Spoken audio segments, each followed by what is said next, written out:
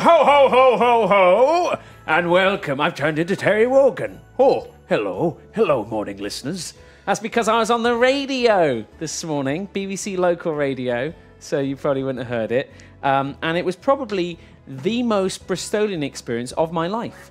Now, everyone's saying, where's Sips, where's Tom? I don't think Sips or Tom knew they were meant to do today because we didn't know they were meant to do today. And so I was just testing for something and that didn't work. Okay, what can I do? I want to do this one. It's not that. Sweet. Let's do this. Sweet. Holy shit. Okay, so I'm feeding the beast here. Anyway, so Lewis does all of our scheduling for the Jingle Jam. He's very hands-on, very, very talented, creative man. And who's going to be joining me? Lewis is fantastic. Oh shit! Well, that's a good thing I said nice things about him. Your 3-year-old could draw better than this. She can't. She's terrible. She's really bad. She takes after me. The woman opposite goes, yeah. So I'm just going to do a quick piece, and then we'll go straight into you. Okay, here we go.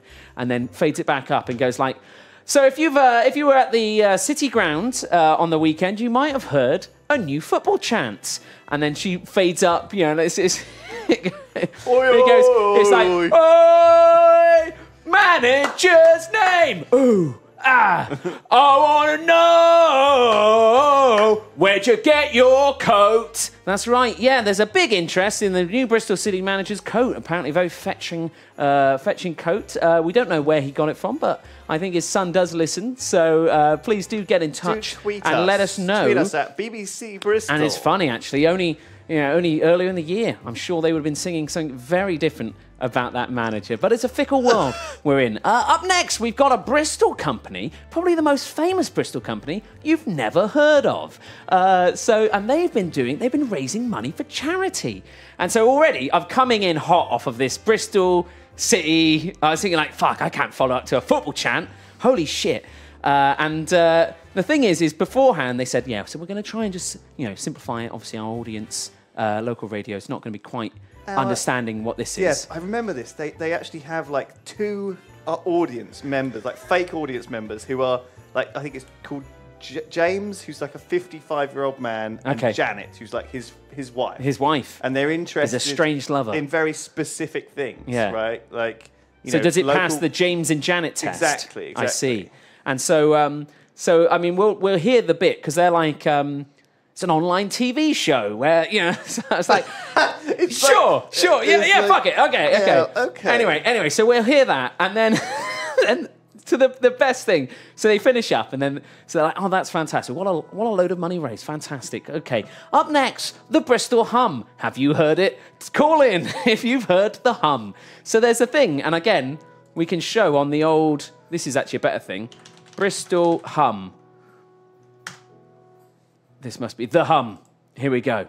The hum is a phenomena. Yes. A collection of phenomena involving widespread reports. The Bristol Hum. It's like a conspiracy theory, isn't it? It's like people who think the Wi-Fi is like scrambling their brain. Exactly. So basically, there's this low-pitch hum that you'll hear, and it's like, I'm like, yes, traffic. And they're like, no. Because you hear it when there's no cars. And it's like, yes, from the caves, and like, all of these.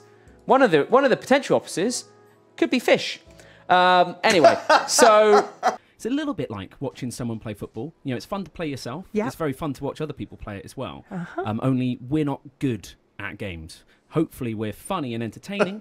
It's kind of a bit like radio, but with some video as well. Okay, all right, I like that. So, I'm trying to make it relatable. You're trying to make it accessible. You're trying to look at the fucking album art for whatever's like suggested. Oh God! It's a phenomenal experience. We are super, super grateful. It's all down to our audience, and it's about volume, I suppose, because if a lot of people, and you've got a lot of viewers, no, I really want to say yes, it's about volume. Now, the company sounds like one of those really cool places to work where, I don't know, you might all sit around on bean bags and there's a jukebox or something. Yeah, kind of. Yeah, exactly. We do have a bean bag. We do have a bean bag. We do have a bean bag. It's a big bean bag as well. But what I do want to acknowledge is the fact that they've raised so much money for charity. Absolutely brilliant. Up next, the Bristol Hum. Have you been... It was literally like, boom, just straight in. Up next. Make sure you phone in on the way in. So they do a thought of the day. Have you been abducted by aliens? Give us a call.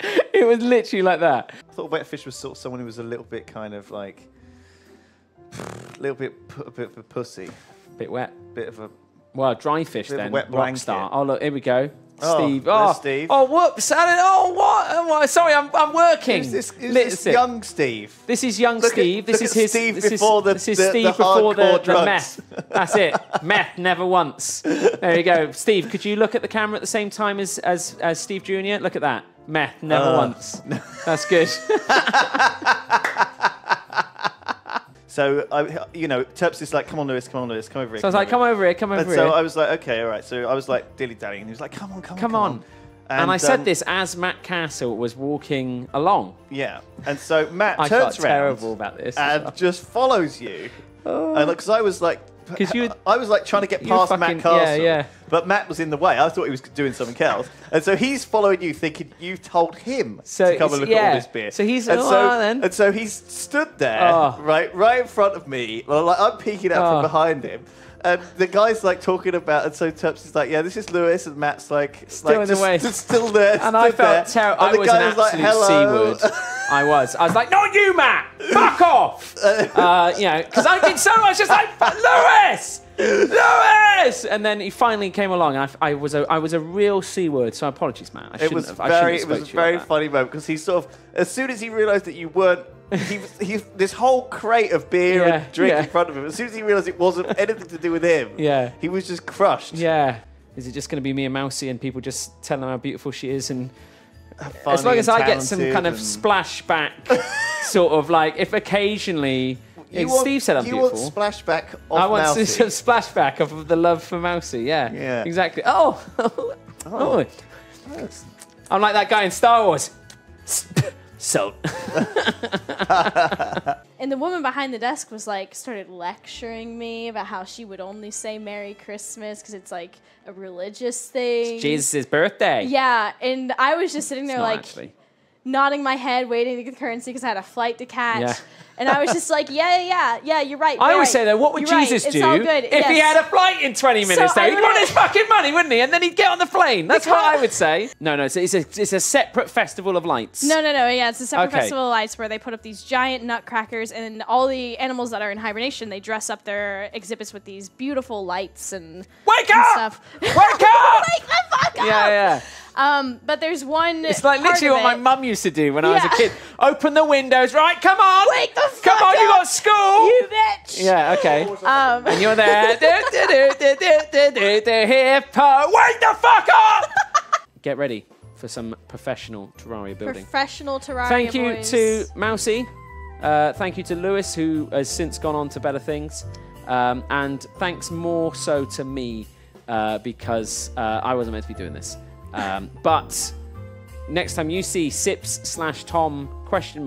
In a schedule, you'll know that means, well, I don't fucking know. Who the fuck knows anymore?